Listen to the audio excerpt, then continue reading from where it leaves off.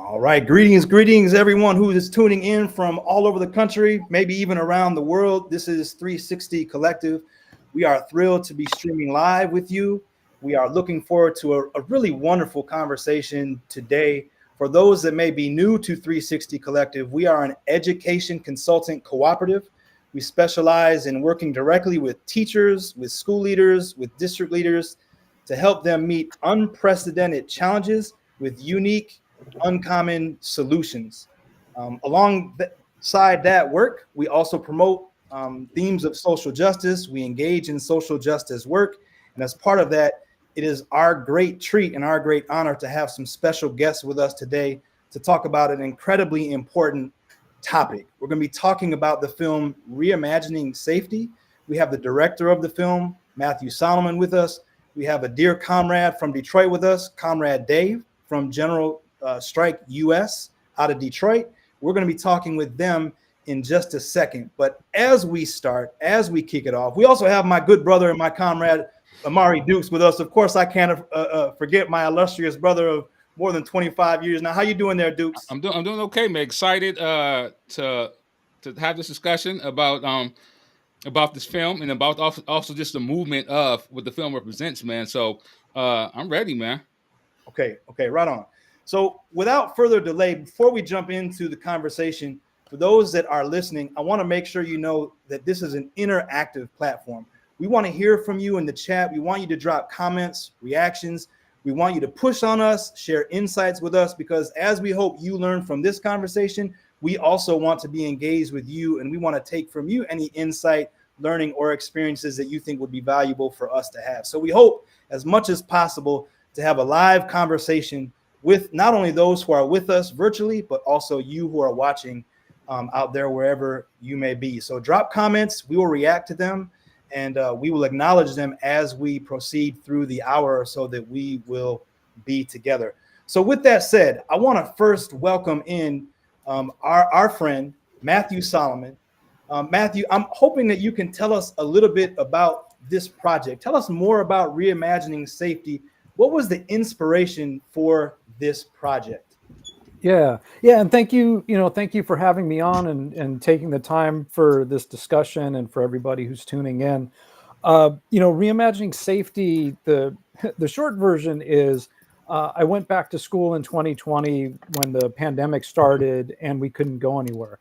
And before the pandemic, I had, I've been a filmmaker, scripted films. I actually was a musician originally. I grew up in Los Angeles, so I was always in and around the entertainment business. And I went to schools that were very diverse and integrated, and my friends were everybody. And so at an early age, we're talking like second grade, I was aware of disparities in policing. I was aware that when I hung out with my my black friends, like they were treated differently out, like when we went to the mall and things like that. I was always a designated driver, like when we turned 16 and everything. And then in the early 90s, I was going to USC. I was a music student at University of Southern California when the Rodney King beating happened. And that was, the first time that something like that was caught on video and shown everywhere. And even though I was a music student, I was taking sociology classes because I was always fascinated with societies and why things are the way they are. And so I was literally learning about, at the time they called it systemic racism, and seeing it play out and seeing those officers get acquitted. And, there was the LA riots that followed and then the OJ Simpson trial. So all of that, like, really launched me off into adulthood with this new understanding of systemic issues and how racism is intertwined in our systems, right? Not just with policing. And so I took that with me, even though I was working in music, I was working in film. I got into conflict resolution and was doing a lot of facilitating and traveling before the pandemic. And then the pandemic starts, can't go anywhere. And so I went back to school.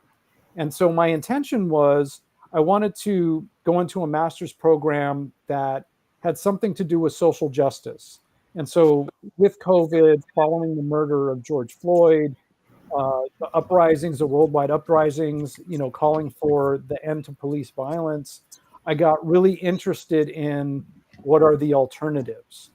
And so I was applying the coursework in public administration, sustainability, leadership, finance, things like that, to the issues with policing and incarceration and the alternatives. And when it came time to do my final thesis, one of my academic advisors was like, we know you know how to write a paper, but we know you're a filmmaker also.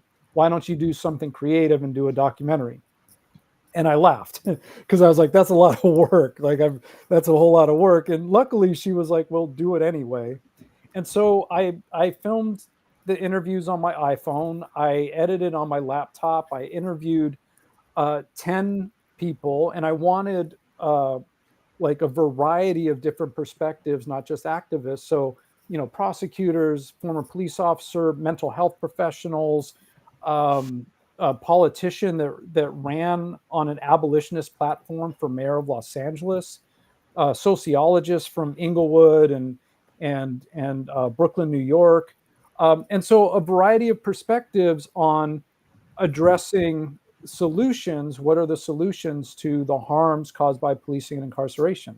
And so that became Reimagining Safety, and I turned it in, showed it to some people, and they were like, yo, you need to put this out. People need to see this. And so at that point, I just followed what they did with the movie 13th, the Ava DuVernay documentary, and I started reaching out to people to do community screenings. And so this screening coming up on Saturday with Day in Detroit will be our 63rd community screening, hosted by more than 90 organizations.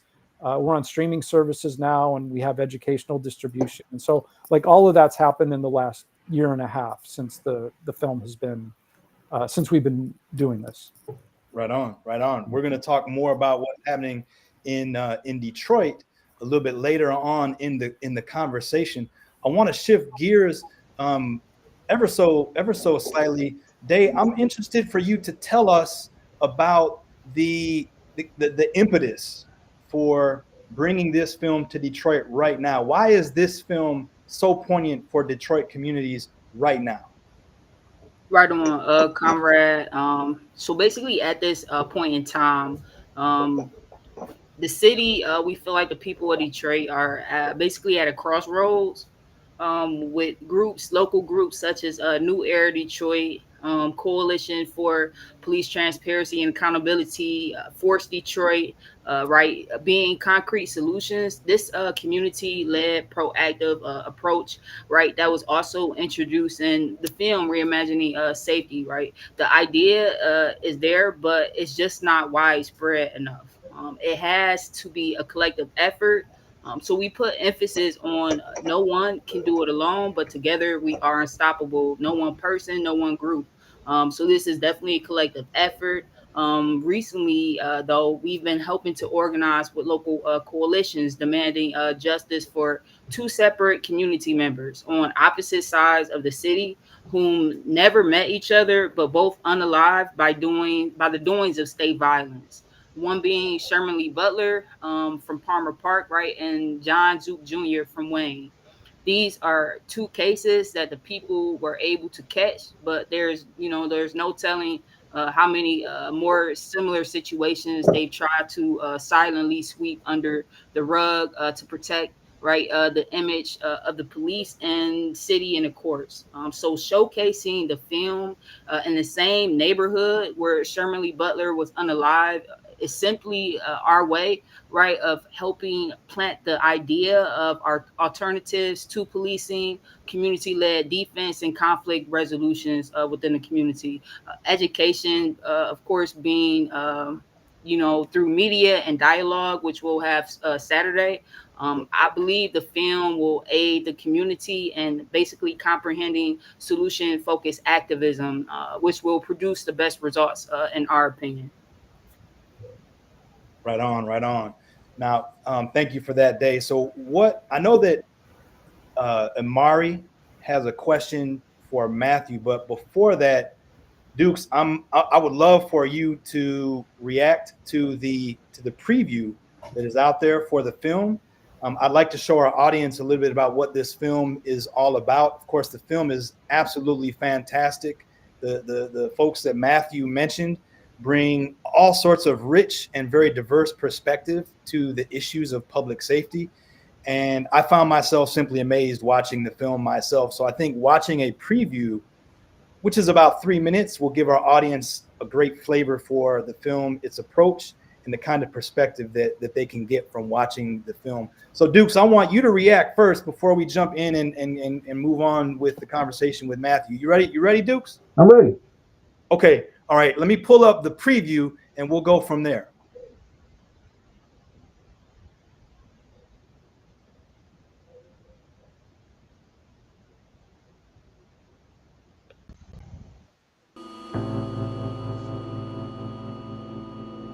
America has never been a place where we had democracy and equality and freedom and liberty for all and justice for all, and all we have to do is get back to that.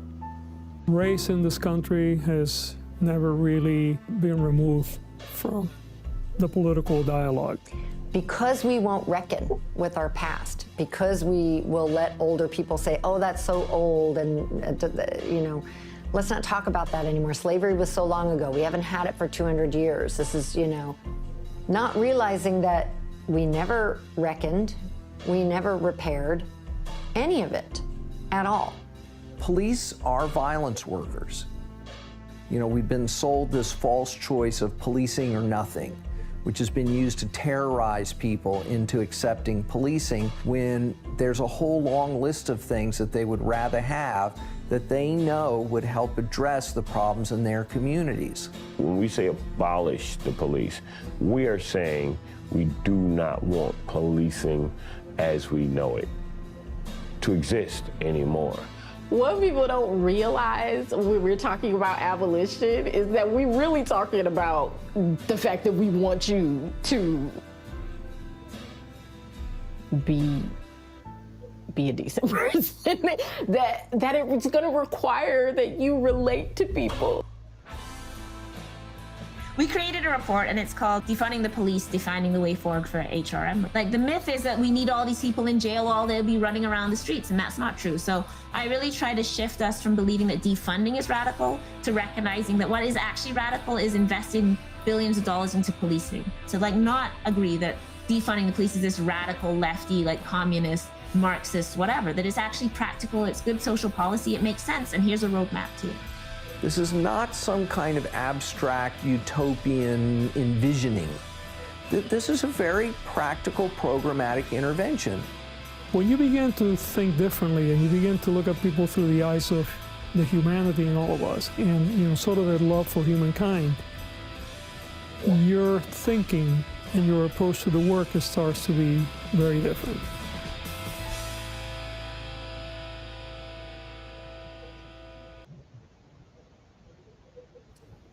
All right, Duke. So what's your reaction watching that preview? I think it's right along with some of the ideas that I already have. So definitely I agree. I think that it's a good mantle, I think, for white Americans to pick to grab onto, because I think it is one of those things that, in order for it to move anywhere, I think that segment of society must understand that role of what policing really does, or what it really looks like. So I think that's important. So I'm like I said, I'm with it 100%. I think that defining defunding police and what that looks like is very important also, because sometimes people will like to split hairs, and then just in splitting those hairs will totally crumble the whole idea just based on some frivolous. So I think also defining what that means is very important also, and how seeing what those conversations look like. But I'm with it. I look forward to finishing all of it later on tonight. Yeah, I think for me, when you hear Dr. Jones there, and she elaborates in the film, talking about how notions of defunding the police are not some radical communist Marxist lefty notion. In fact, the way that we do things now is in fact radical. It is inhumane. It is otherworldly, if you will. It reminds me of something I heard Erica Huggins say once. As you know, she's an educator and she's a veteran member of the Black Panther Party, and the party itself is referenced several times in the documentary, which was really exciting to hear. But she talks about violence not as one person inflicting bodily harm on another person, but violence as children starving, as in schools neglecting classrooms full of children, not providing proper education or a real knowledge of self to children, not providing decent wages, not providing access to housing. She's obviously referring to the Black Panther Party platform, but she's saying that in fact the Black Panther Party and its reason for being was anti-violence. It was to challenge the violence that was being perpetrated by the state.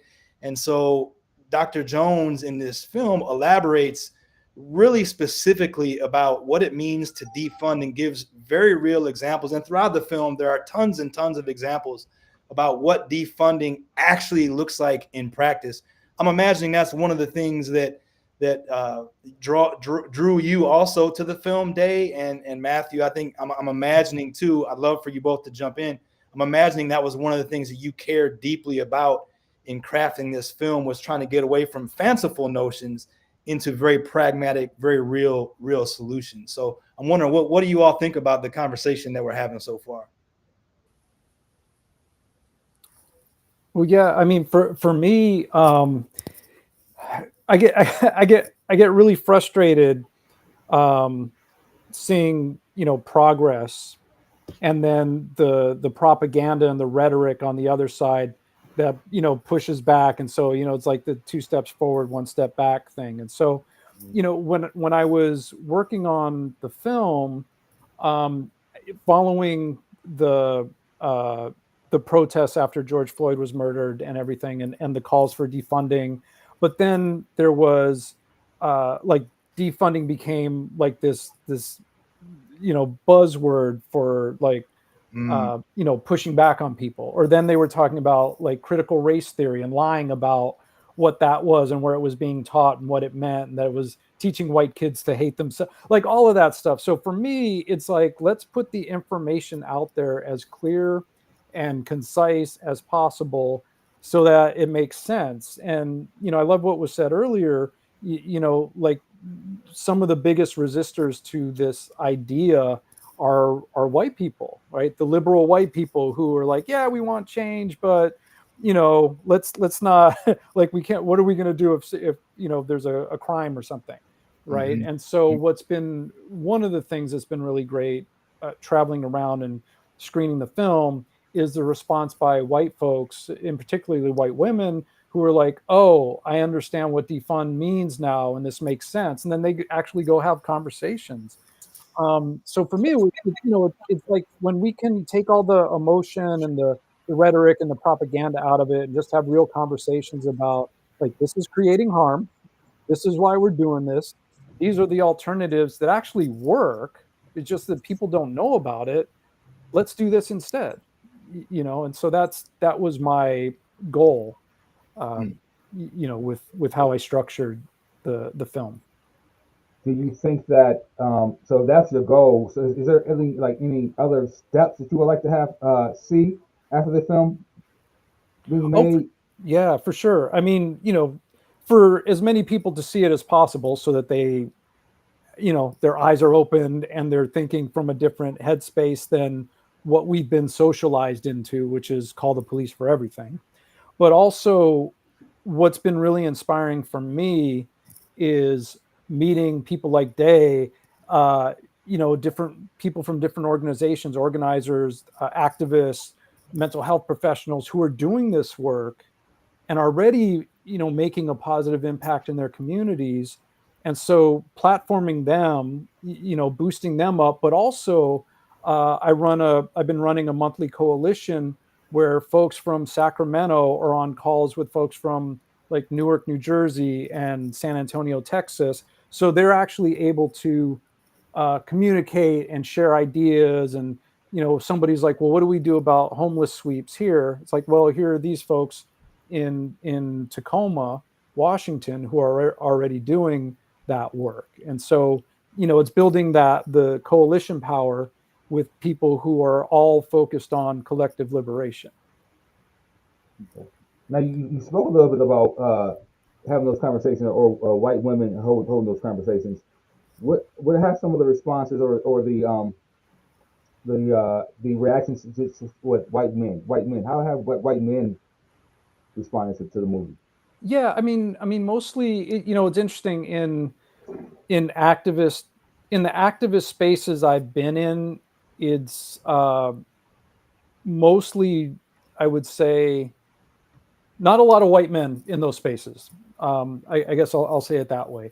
But the response across the board has been overwhelmingly positive, and people are, you know, who weren't otherwise, you know, immersed and educated, are being educated, are seeing things differently, are thinking differently, are connecting, you know, with various organizations and getting involved.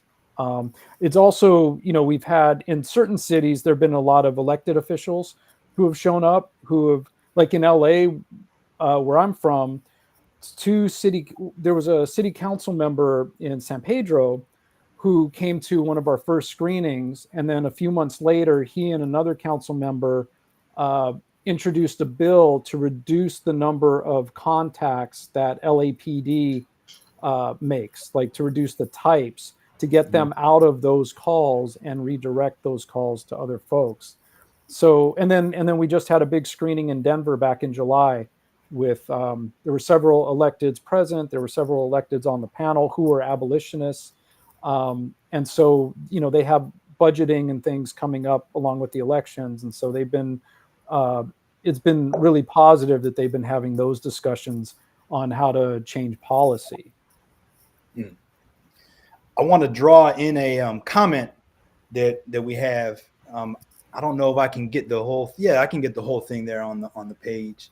So Curtis says it's important for people to see how community can actually care for each other. We also cannot ignore how poverty and lack of access to mental and physical care plays a big role in violence. So I'm wondering, what do you all think? I'll leave it up for another second. What do we think about what Curtis is saying here? Thank you for that comment, by the way, Curtis. I agree with Curtis personally, solely because education should be the basis of anything we do, whether it's mutual aid or, you know, community safety initiatives as such. We have that's our principles, our base, and where we get most of it helps us strengthen our actual methods, and it helps us strengthen our strategy as well once we have that firm foundation, whether it's through political education or liberation courses, but it's definitely needed. I do believe, I agree with Curtis as well. This is how we fight, you know, the U.S., the ruling class's propaganda. We are basically, you know, proving their narrative wrong with tools such as this film. And I've been using it as a reference, you know, ever since I came across it. And it's really hard for people to rebuttal, and basically because I think there are so many perspectives in the film that, you know, it's not just coming, you know, from the activists, but it's coming from, you know, ex-police officers and, you know, political figures. So I think that's what helps as well. But yeah, right on, it's a tool definitely to combat, you know, the stereotypes and the narratives of, you know, well, if the police are gone, how are you all going to protect yourselves? You know, who are you going to call? We're going to call each other. We're going to strengthen up the collective power, and we, you know, wield the power, of course, to control, defend our own communities and our environments.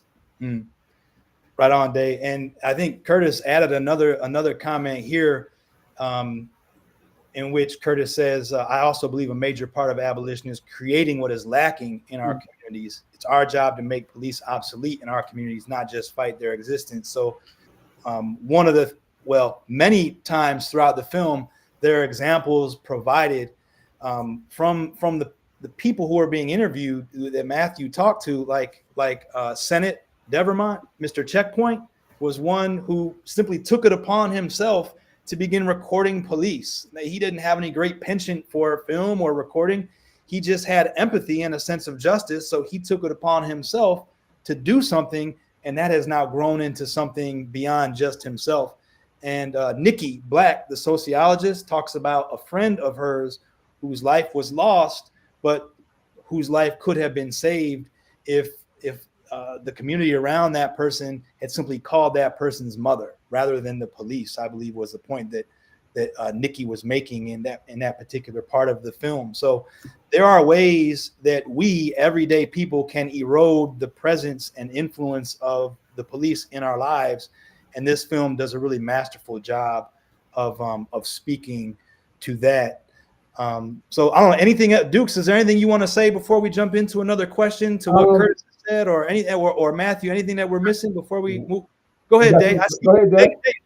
Go ahead, Dave. What you got for us, Dave? I just wanted to add to as organizers and activists, once we are spreading the awareness, let's always, circle back and provide those solutions so people can, have a space to actually direct their energy, their anger towards, and the solutions is definitely constructive as well. Go ahead, Dukes. I know you were going to jump in there. I wanted what has like any police departments or what has there, and have they seen the film one, and what are their ideas towards the idea of defunding the police, or even just watching the movie? Yeah, that's been a really interesting experience, to be honest. Generally speaking, former cops, when they've seen the film, their response has been, yeah, it's like that, and I can't believe you got a cop to say what she said on camera. Current officers generally try and pick. There's a former LAPD officer who was, she was in LAPD for 12 years. She was a detective. She worked in internal affairs at a certain point, so they try and pick apart things that she's saying and push back. And, they're like, yeah, we agree with some, we don't agree with other things. But what was really interesting was we did 2 screenings in Newark, New Jersey, through the Department of Public Safety, which they have a community responder program that's run through the city. And what they did was, back in 2022, they took 5% of the police budget, put it into the Department of Public Safety, and they've been experiencing record lows in crime. And so they have these community responders like One Hood, who they're the ones that go out when there's, mental health, wellness checks, things like that. And so they've seen how positive the effect is just by moving like 5%. And what was interesting was there were 4 officers there present at that screening. And I always get really, really nervous when there are cops in the room, regardless, and especially during the film. And all 4 of them afterwards were like, more of us need to see this. This is really important. It's great information, and it supports the work that we're doing. Now, my friends that are local to Newark were like, don't get too excited. There's still cops. And it still shows, that there can be some alignment. And then the one thing I want to add along the lines of the community responders is, when I was doing the film, the ones that keep coming up, through research are Cahoots in Eugene, Oregon, STAR in Denver, Colorado. And then there's a program in Houston, Texas, where mental health professionals ride along with a police officer. And all of those have been very successful.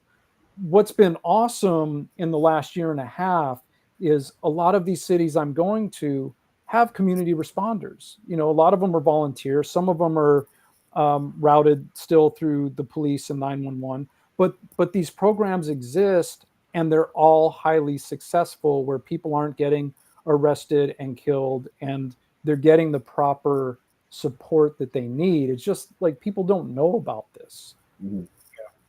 That Have you had an reminds opportunity to look at like any of the police training to maybe sometimes maybe you could identify where the disconnect is? Like somewhere in that training, there has to be something that people can say point to that this is where the problem lies in.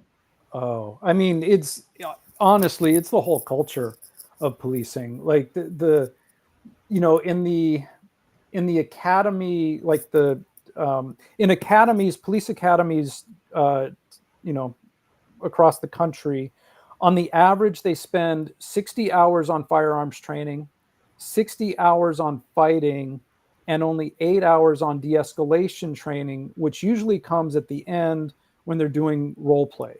Then when you get out on the street, the whole incentive system, the way you prove yourself as a recruit is you're getting in fights, you're making arrests, you got to back up your partners. You know, so it's all violence based. And this is the whole history. And you got to prove yourself to, like, they even call them the OGs. You got to prove yourself to the OGs who, like, they're the whole lineage of a system that's rooted in slave catchers and suppressing protests and vigilantism. And so there's not like a single thing in the training. It's the culture, it's the mindset, Yeah. it's the incentives, it's how you keep your job and move up through the ranks. In LA County, Cerise Castle is a journalist here in LA, and she blew the story on, or broke the story on, deputy gangs within the LA County Sheriff's Department. There's actual like gangs with tattoos and initiations and all of that. 13 are known for sure inside the LA County Sheriff's Department. And it's not just the sheriffs, like it's known that, you know, this exists all over, but in this one particular instance, like it's all documented. So it's the culture of policing. And so the only way to not have that is to get rid of it entirely and replace it with something else, which would be optimal. And or in the process of making police obsolete, which the that comment earlier was about, like, and Mariam Kaba talks about making police obsolete.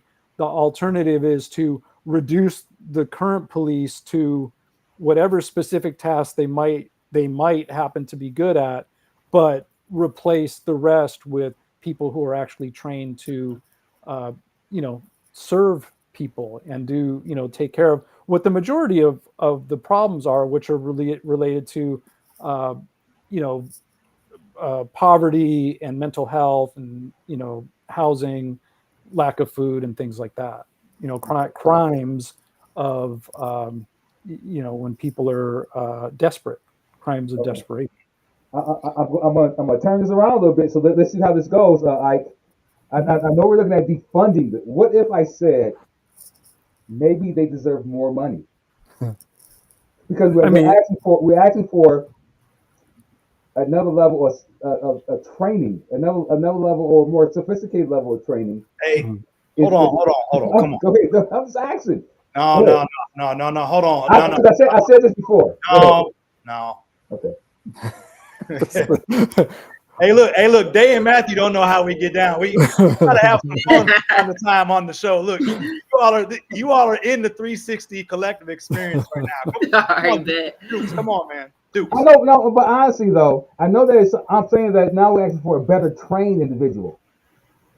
And how trained to do what though? I'm just saying maybe better trained to de-escalate. Maybe better trained to assist in pointing out resources. I don't know, but talk to me. Get him, Dave. I think as well, like most of the time it's like these officers don't even live in the community. Okay. So just having like people that are from the community, that know the community members, you know, it will take training, but these are the tools that will help us elevate and move as a collective. And that's what we should be aiming towards, is, you know, being able to defend ourselves collectively, feed each other. All of these things is moving towards what the Black Panthers deemed as revolutionary intercommunalism, where we really are not dependent on external entities such as police officers from the suburbs or these, I don't know, these politicians that we've never met before. So it's like the community, we must strive towards taking care of our own, taking care of each other. And that's not, speaking towards segregation or anything. It's just, it'd be a little bit better if, I've known this comrade for 20 years. I went to school with them. If they are having an issue, if they are acting out of character, I kind of know how to de-escalate it a little bit better, especially on top of the training that I received. So, Dave, thank you for doing the knowledge to my good brother there, Dukes. Now, look, he knows what he's doing. It's fine. We like it. Yeah, he knows what he's doing. Now, look, we've actually had Alex Vitale on our show. Okay. And he has said some of what he said in the documentary. He said to us, and obviously he says in his book as well. And he actually, as you I think probably all know, he actually provides training directly to police. However, he doesn't at all have any misgivings that the training he's providing is at best an act of harm reduction. It is not at all approaching anything close to a solution. Mm-hmm. Even Dr. Jody Armour in the documentary says, I used to think that simply more training on bias and cultural sensitivity could help. But in fact, after studying the phenomenon more, he has completely abandoned any idea that this can be solved simply by training. There is, in fact, an urgent need for abolition. Now, in fairness, Dukes, as you know, so I'm just saying this for the record. In fairness, right, like the process of abolishing the police is one that happens over time. And I think everyone who's being pragmatic about this understands that there's a process involved.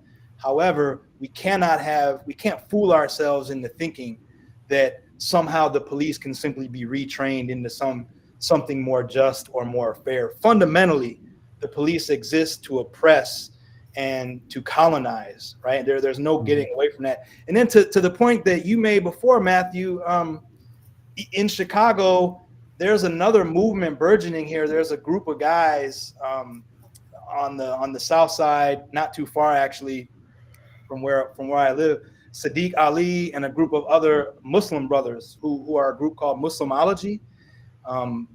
Lil Durk is with the group. Lil Durk has a father, Abdul Haq.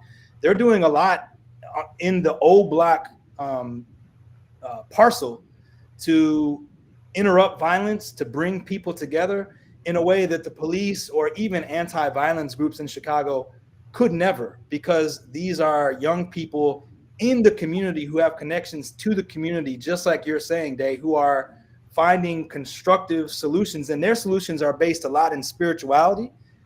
And that seems to be working for them. But the solution, I think, to Dave's point, and even referencing the Panthers, is communities can figure out for themselves what works best in the way that they protect one another and ensure fairness and justice for all. So with that said, Dave, I'm ready to jump into another question about yeah, for sure. Let's bring the bow on that. Go ahead, Matthew. I just wanted to address the funding part because that's what the question started with, right? Yeah. So Gina Viola, who's in the film, she ran for mayor of Los Angeles on an abolitionist platform in 2020.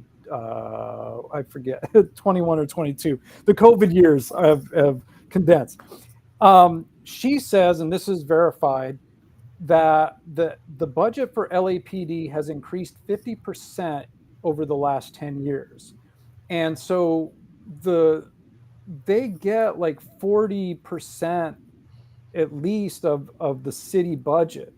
In Los Angeles, LAPD, their budget's like 3.4 billion. Mm-hmm. The sheriff's department is like 3.6 billion. So that's like over $7 billion. And it keeps increasing. Like nobody's been defunded. Newark is like one example where they took a little bit out, right? But what happens is we don't have housing. People are, don't have food. They don't have access to mental health.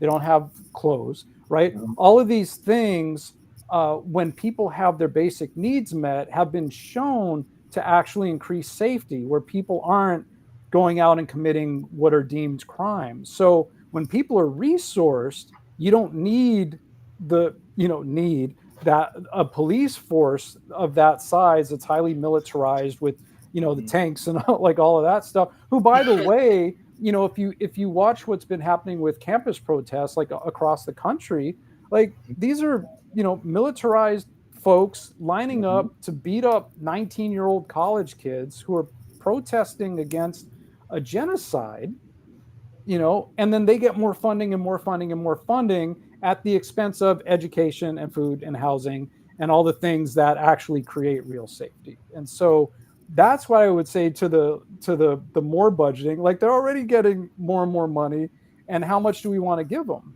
And then the more they get, the less there is for the people. Thank you, Matthew, for that addition.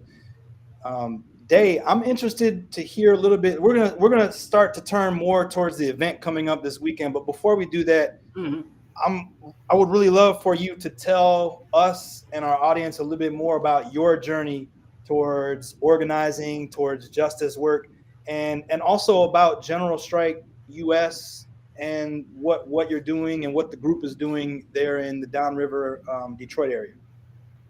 Absolutely. So, in essence, basically, the Detroit chapter, we're a smaller node of a larger nationwide decentralized strike network, pursuing three main goals, which is to educate, organize, and prepare.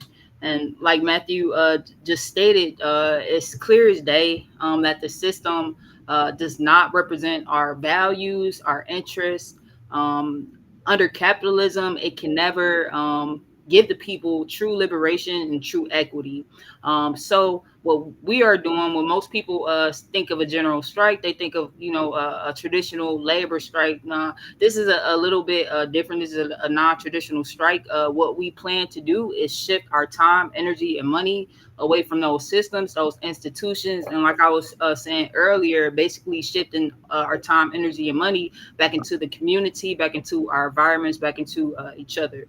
So to educate the people through events such as the one we're having this Saturday, through political education, skill sharing workshops, in preparation for a general strike. To organize, we are here to organize, and we have been working with different groups, but basically we align ourselves with local orgs, individuals who speak to our possible strike demands and strike needs, such as food. Food sovereignty is a big thing. So how that will look is us connecting with mutual aid, food pantries, even organizing or speaking to communities interested in starting their own community garden or such. Basically to prepare. We are trying to gather all of these resources. ORS coalition building is a great way to do so, and basically prepare ourselves to sustain each other before and after the strike. Regardless, basically who's in office, we want to strive for collective sustainability. That is a great safety net, and that's how we take our power back from the systems at hand. So what we've been doing locally is just on a smaller level, like I stated earlier, collaborating with food pantries, collaborating with groups, such as Detroit's Tenants Association, who've been helping, tenants build power, or some of the groups that will be at this Saturday's event. It's really about us networking and showing mutual solidarity. So we're able to bring down basically all the pillars of power that's been upholding the status quo, that pushes for profit over people. So basically my work is volunteer based, of course. Volunteering my time, my labor to advance the struggle at a grassroots level. I'm pretty sure most of you heard, the UAW calling for a strike in 2028. what we're basically doing is organizing at a grassroots level. They can meet us halfway. So currently my focus is being able to articulate our values, methods, and goals to the community members with the intent of growing our chapter and awareness around the General Strike US as a whole. Our chapter currently has like 7 to 8 active members, each wearing a different hat depending on the need of the time. This is a collective effort. We also emphasize on sharing leadership roles. We try to stick away from the traditional hierarchical structures. We focus more on, like I stated earlier, decentralization, horizontal organizing is a big thing, and sociocracy. So we've been, experimenting with a lot of new ideologies that the old paradigm will not approve of, and that's fine and well, because that lets me know we're moving in a right direction. Right on, Day.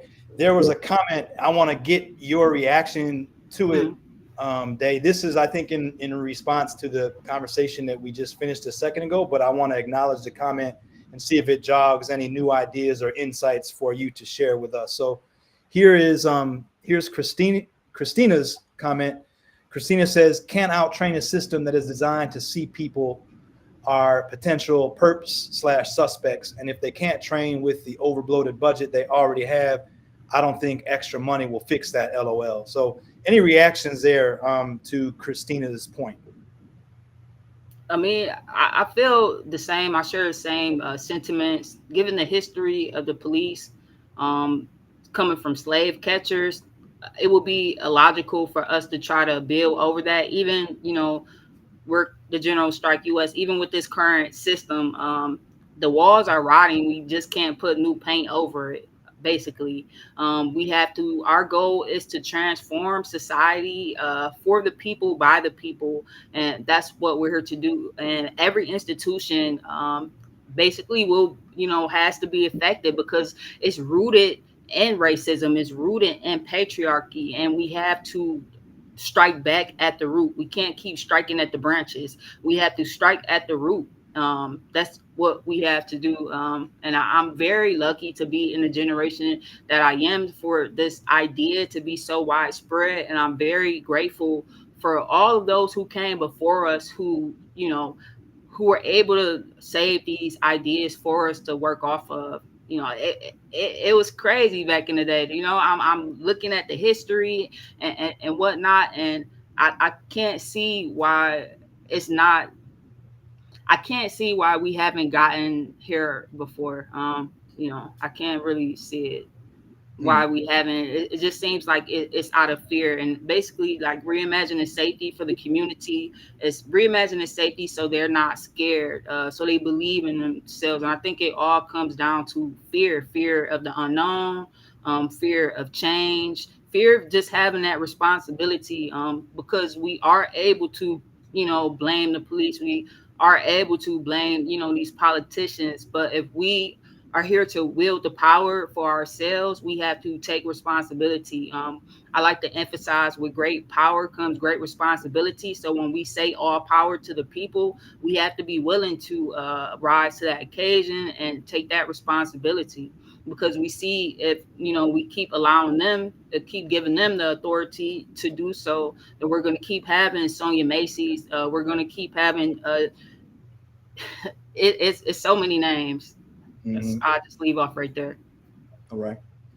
Now, is it possible you could tell us about this weekend, about you're planning on showing the movie, the organization's planning on showing the movie, and also how did you choose this movie particular to show this on Saturday? So basically, this weekend we really try to make our events accessible. Most of our events will be free to the community. We only ask for donations. This time we're asking for food donations, non-perishable items, canned food items, and those donations will go back, of course, to the people. But it's also a collaborative event. So our group will also be there tabling with some solutions as far as the General Strike US. But there will also be a plethora of other local groups. And we just wanted to curate the environment of solution-focused activism. This is how we get people to start critically thinking, critically analyzing the problems at hand. So we know the police, the system is not working for us. These are the solutions.